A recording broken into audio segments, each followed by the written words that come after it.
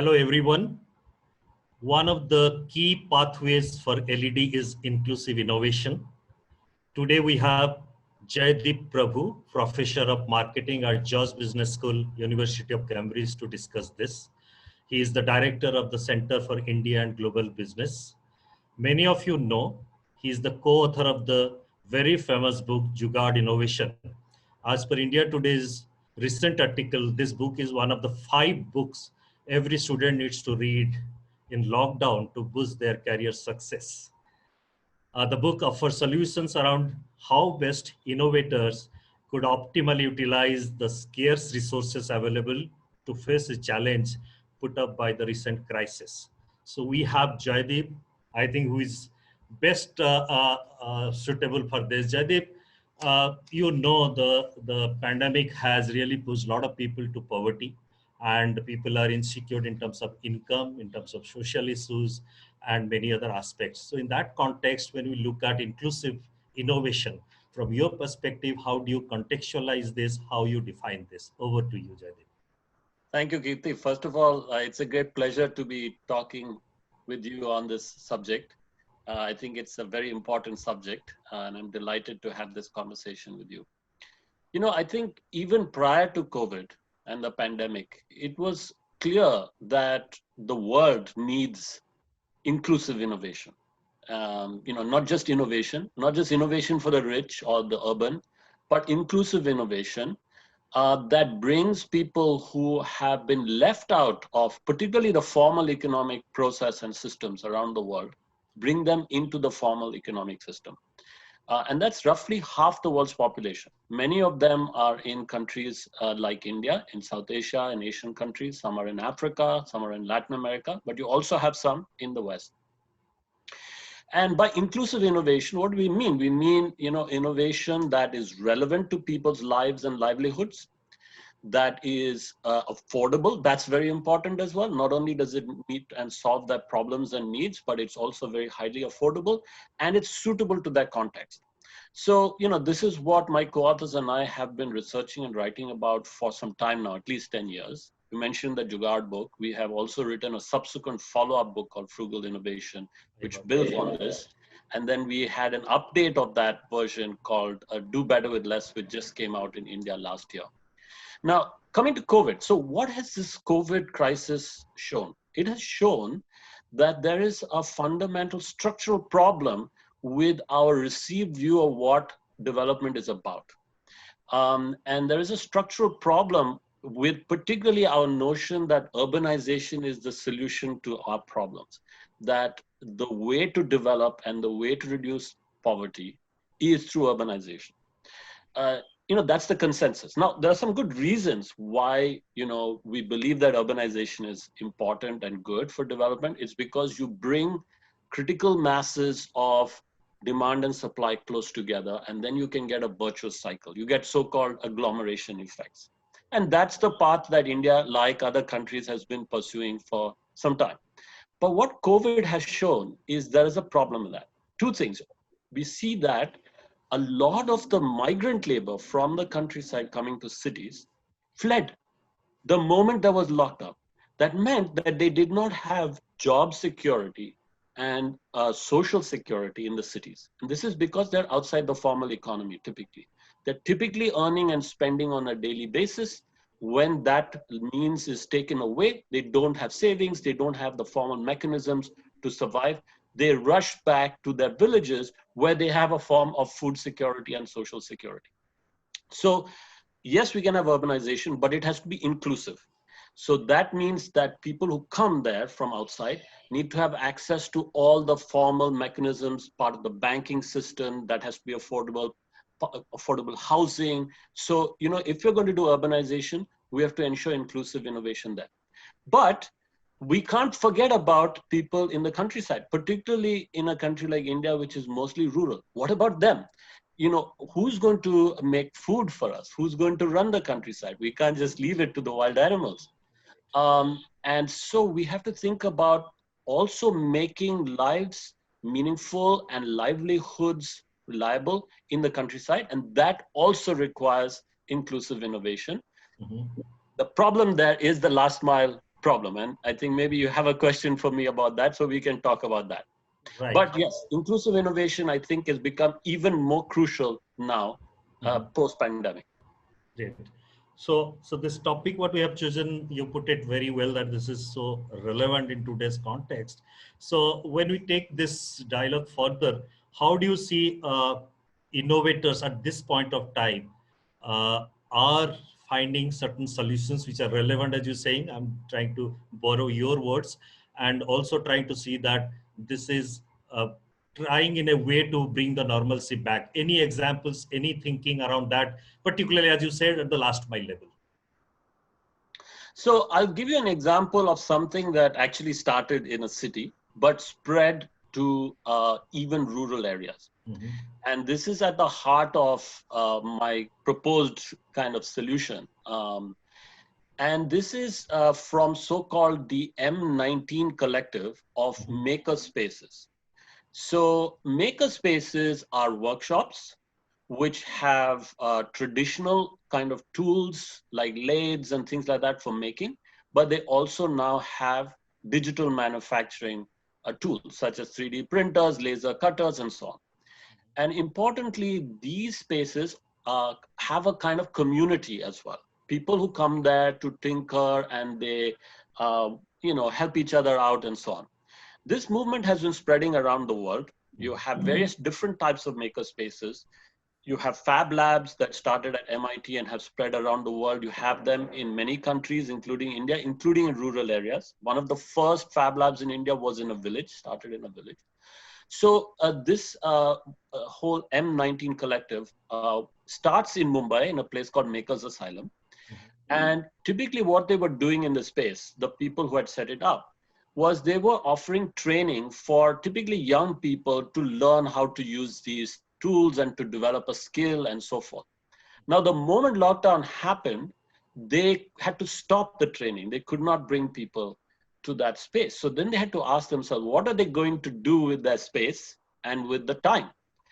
And of course, one of the first needs that people had was for PPE, personal protection for frontline staff. Things like masks, visors, and so on. So they said, what about using this makerspace to make those visors? So they found designs online and they started making a few. Their objective was we'll make a few thousand of these and donating them locally to people like police people, nurses, local hospitals, and so on. Now, this idea spread very quickly online. So again, the importance of very simple but ubiquitous technologies like YouTube and so on, they had instructional videos. And very soon, 42 maker spaces in India, some in cities, some in small towns, some in rural areas, formed this collective. They joined together spontaneously, sharing their designs, sharing instructional videos. And in about a month, they were able to produce 1 million of these visors because the traditional formal economy factories had not got around to doing this. They filled the gap very quickly in a very frugal, flexible, local, inclusive way. In some cases, they were donating these locally. Some cases, they were selling them, and so forth. So this is just one example, but to me, it highlights what is possible now. And what is possible not only in cities, but even in rural areas through this kind of local production and consumption, where you respond to local needs through available tools and spaces locally. And you can do this not only to bring value to the customers, but also to bring livelihoods. Great, great. So this example, I would try to take it a little further. As we all know, agriculture, food, and health, three domains, I think, are now are kind of severe in a different way. Food and agriculture from economy point of view, health, of course, is needed in a big way. In that context, if you look at these three elements, anything that comes to your mind in terms of making Jugaad or inclusive innovation more pertinent at this point of time? Yeah. So first of all, you're absolutely touching on the key issues. We need frugal or inclusive innovation, not in one or two sectors, but across the board in these foundational sectors. By foundational, I mean a productive economy. They help with productivity enhancement. They improve livelihoods. They help people to do more and better with less. What are some of these foundational sectors for me? They are energy. You need a clean, affordable energy source, reliable energy source. You need financial systems. So you need ideally the ability to take credit, to save, to send money, make payments, things like that. You need telecoms, ideally again, digital, mobile based, 3G, 4G, whatever, to send and receive information, which can then drive all kinds of other things.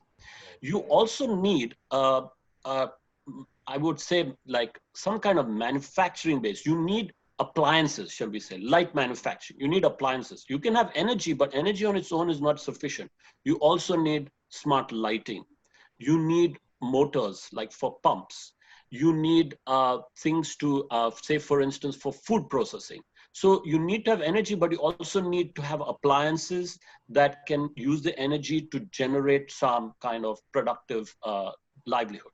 So you need that. And I see now that we have the opportunity to do frugal innovation in all these sectors. You know, we were talking about the last mile problem and why urbanization was always seen as the kind of panacea, as the solution.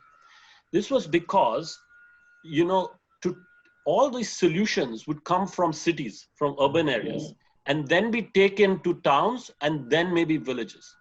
But there is a cost the further you go from the city, because the infrastructure is coming from the city. You can take the grid to the town, but then to take it to the next village, the demand in the village is not high enough to justify the cost. Same thing with telecommunications, particularly landlines. Same thing with the banking system, because you have to set up a bank branch. Now, you know, this is where I think we invert it. Frugal innovation and Jugaad inverts the thing. So instead of saying we will take the solution from the city to the village, what if we change the last mile to the first mile? We think from the perspective of the village and we say, like, how can we affordably develop an ecosystem from the village? And that we reduce costs. And we have done this very brilliantly in, for instance, microfinance. Instead of having a bank branch there and somebody from the city going to manage it, you have the people in the village set up a self-help group, and they can do a lot of the work that the bank manager would otherwise do. They would monitor each other, they would pool their resources, they would manage themselves. And of course, they would get some cash injection from time to time. So that idea is very powerful. It can be extended now in areas like energy, for instance. So let's just take energy.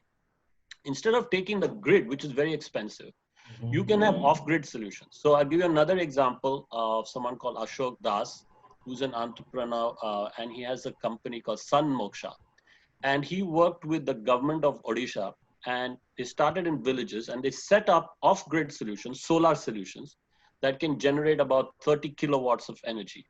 And with that, you can now run motors, pumps, you can have food processing, you can have lighting for stores and so on. So you can have some kind of light industry. And the costs are actually, the minimum efficient scale is now fallen. So you can actually have people pay for this energy locally.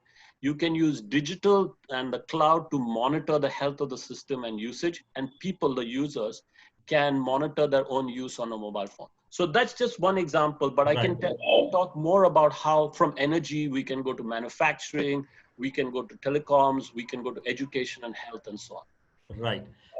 I think I'm a little excited at this point to bring a perspective, which is you touched upon certain innovations which are not just product innovation. These are not technology innovation. This is at the people's level, at the first mile, as you saying, at the level of the village. So you are innovating the delivery models. You are innovating certain other things which are not just product, which is very critical for India, and particularly in this context. Over and above, you subtly touched upon self-help group or this kind of softer capital we have, including the connectivity. So when you say social capital, when you say connectivity, which are positive indicators, and then your examples of innovations which are bringing delivery to the doorstep, how you see between the earlier generation of innovation to focus more on the product part to the new generation which are more into the delivery part, what all we need to do? Any thoughts, any suggestion on that? No, very good point. Absolutely. So we see this kind of mindset shift. And this again is the shift away from just thinking about problems from an urban perspective for an urban class, and usually thinking about people who are already in the formal economy. So, you know, a lot of innovations have typically come from Western countries where the populations are more urban, they are richer and so on. And companies, you know, often invest a lot in innovation, make something very expensive and then push it on to people. And because people are rich, they can afford it. Now, when you come to a relatively low income country, which is more rural, you can't do that because of the reasons we said. You'll come up with something which is very unaffordable and not suited to the context. So you have to work backwards from the context. And that's exactly what, you know, the entrepreneurs who have tried to reach rural communities in India have realized. You know, you can have the best technology in the world. They're not going to adopt it because it's not affordable and it's not suited to their context. So you see lots of innovation in India which starts with understanding the user, understanding the user's context, understanding how users earn and spend money, then figuring out, once they've understood the problem, okay, what is the solution that we can then develop that will meet these needs in that way, affordability being a key one. And then to come up with a solution, let's look around and see what we can use that's already there. This is the key part of frugal innovation or jugaad. Let's not create some new things. Let's use what is already there. So let me take an example. This is from Kenya, by the way. Of course, in India, we have equivalents. It started in Kenya in 2008 and it was called M-Pesa. In India, it's called M-Pesa. So this idea was, okay, you have lots of people in rural areas who don't have access to banking systems, and you know it's not affordable for them. And then sometimes they will have family members who go to the city and want to send money back. Right now, they will usually use Western Union, it's too expensive, or they will have to take the money themselves, and it's risky and all that. Now, what the people of Vodafone said was, look, people already have mobile phones. This was in 2008. A lot of Kenyans had mobile phones. Didn't have to be smartphones. They could text with it. And they also were texting, by the way. They already discovered, people had already figured out a jugaad. They were texting minutes to each other as a form of currency. So Vodafone said, how can we take that idea and scale it up, make it more systematic? So they said, okay, people have mobile phones. They're used to texting. They have local kirana shops in the village. We can make that the agent. So a family member leaves your village, goes to the city. They can now text money to you in the village. You can go and cash that in your kirana shop, corner shop, which is the M-Pesa agent. You get cash. Or you can pay them cash and you can get digital money. So this is an example of that kind of frugal thinking. You understand the context, you understand what's already there, and then you join the dots using some kind of software solution and so on, and then you can scale it. So that's the kind of thinking, and we see a lot of that, exactly what you said. Change in the business model, change in the operating model, but all of these are based on understanding the user's context. I have one issue, I would say, not in a negative way, but I'm saying a lot of startups coming into this picture now in this scenario also, they've been very, very aggressively trying to see that they offer a genuine solution. But my understanding is they need to really appreciate the, as you're saying, the user-centric values in terms of who are the people, how much they can afford, what are their requirements. So in that context, I think this is something very important to really bring up these startups who are genuinely interested to create impact in a more structured, more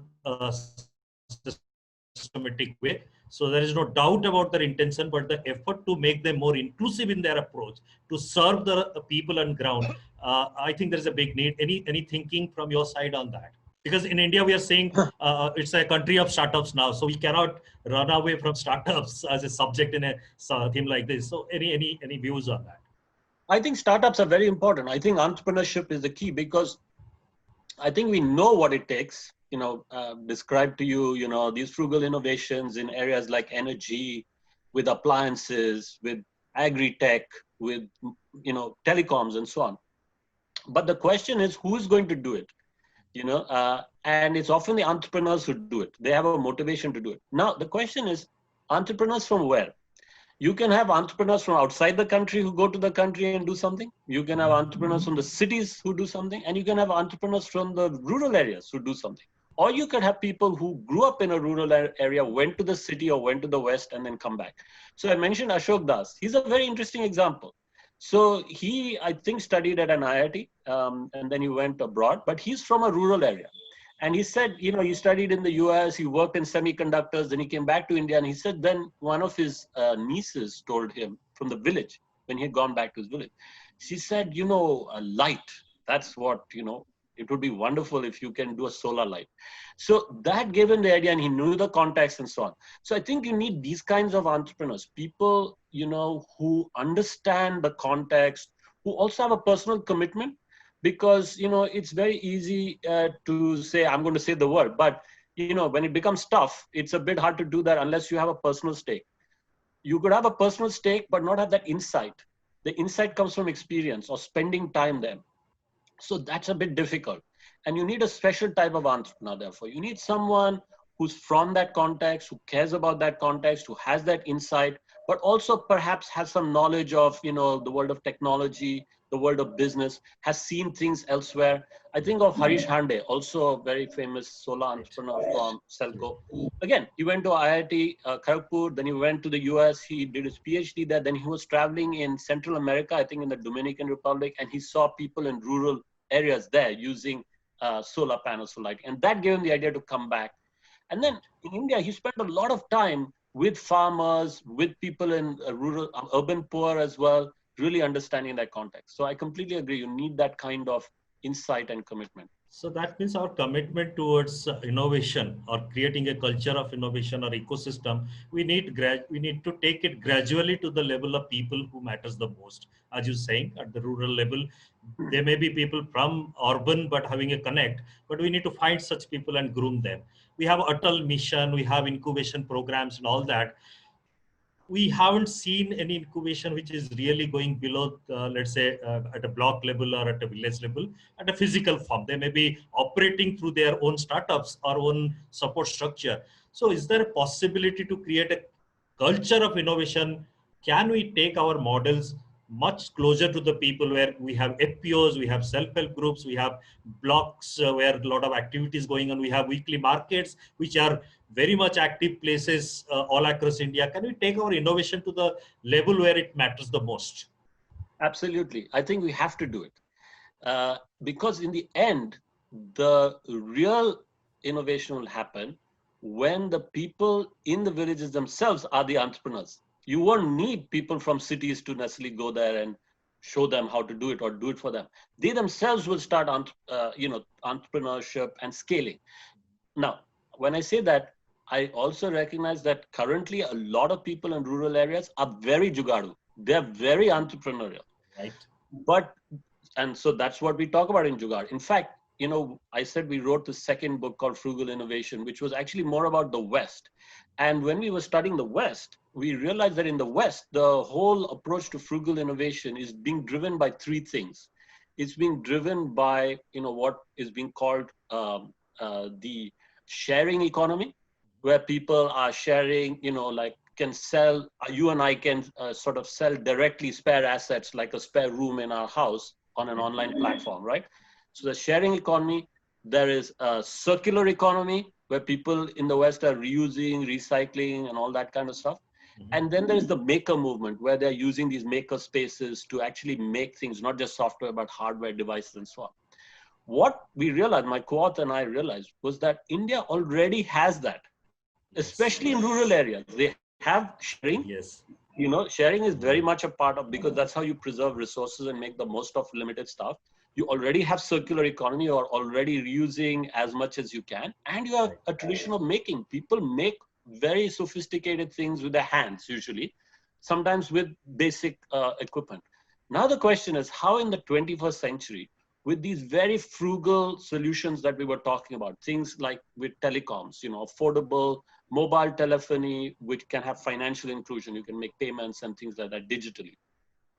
With energy, like off-grid solar, which can then drive pumps, which can drive, like food processing, things like that. The question is how, with those tools and this traditional mindset that people in rural India have, can we transform it so that you have that kind of very nice virtuous cycle between demand and supply in cities? How can we replicate that in villages, in rural areas? And I think we can. We're starting to see that. But, that requires support, as you were saying. So I think one is when we have more of this kind of infrastructure, affordable energy, in this kind of off-grid way. We have these kinds of appliances that can run on it, like pumps and food processing, things like that. Solar water heaters, or heaters for drying fruit and vegetables, for preserving them, things like that. Lighting to help kids study, read, work at night. That all these productivity enhancing tools. When you have that, when you have spaces like Makerspaces, what you're saying, like the Atal tinkering labs and so on. When you have all this kind of replicated and available at very low cost, affordably, then I think you can see local entrepreneurs. The Jugadu mindset can be scaled, can enter the 21st century, and you can have a very thriving ecosystem locally, which then can be networked. Once you're digitally networked and you have a postal system, you can do delivery of even physical things made in rural areas. So, it's a vision, but I think, we're starting to see that. I think some of the states in India, I heard in Andhra and places like that, the states are trying to create these kinds of spaces, maker spaces. So for instance, in Mumbai already, you have, these maker spaces which help jewelers. So jewelers can make many very sophisticated things in India, but there are certain things even they cannot do, but a 3D printer can do. So you combine that amazing handicraft with 3D printers, you have world-beating products that will sell anywhere. So I think we have a lot of potential in our country. The question is, these things have to just come together. Yeah, of course, after your books and all that, we can go on and on and on, I know. But one thing I particularly noticed, the amount of importance you have given to the people and their involvement in terms of creating, which we in a different way call it collaborative approach, co-creation and all that. The people who matters the most, they are giving the solutions to this. I think somewhere you are bringing that perspective. While taking the innovation to the ground, we must follow something like that, isn't it? Absolutely. You can't just keep, as they say, you can't, you can give a man a fish, but you got to teach them how to fish. That's the sustainable thing.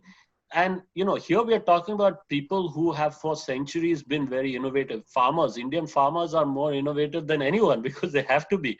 Absolutely. And, handicrafts, people in rural areas have for centuries been doing very sophisticated things. Now, the question is, can we help them to reach the next level of value addition, help them to reach the next level with these tools, and then connect them to, more metropolitan areas so that they don't have to go there physically. They can still live, have a very nice lifestyle in the village. They can supplement their agricultural income with other kinds of livelihoods. So I do place a lot of impetus and importance there, because that is the true capital. It's the human capital, it's the ingenuity. These tools are just tools, and it's a question of giving them access to those tools. Now, one thing I will say about incubation, though, and entrepreneurship, is that, we have this kind of ingenuity in rural areas across the world, say in Africa or in India and so on. But sometimes they don't have knowledge of what is the cutting edge business practice, or how they can capture the value of what they produce. So that a bit of that is access to markets, but it's also access to know-how. And this is not book knowledge, this is more practical knowledge. Yes.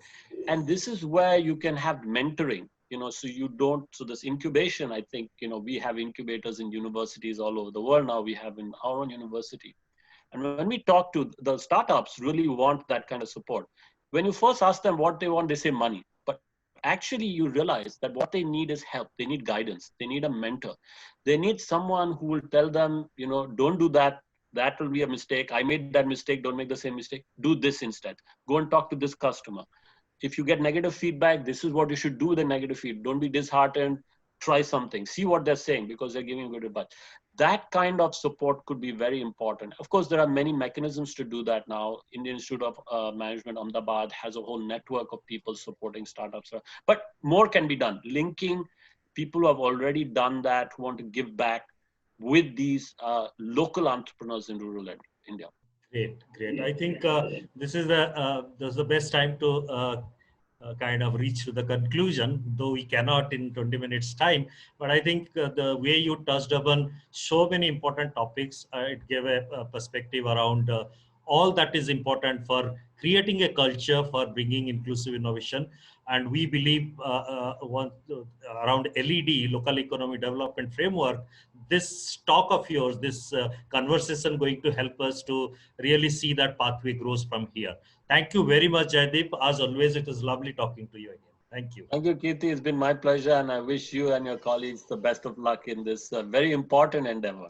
Thank you.